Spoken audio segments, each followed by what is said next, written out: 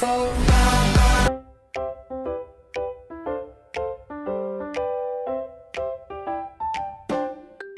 มเมนต์สุดคิ้วระหว่างป้าน็อตกับลูกสาวคนเก่งน้องเกลแอบิเกลของพี่ๆนั่นเองค่ะ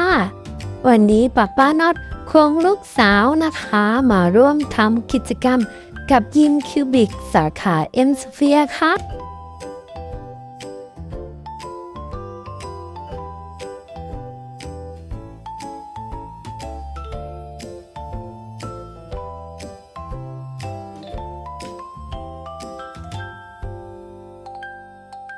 เอ็นดูความตัวเล็กตัวน้อยของเจ๊เกลระหว่างอยู่กับป้าจริงๆเลยนะคะป้าก็ดูท่าว่าจะหลงลูกสาวสุดๆไปเลยล่ะค่ะ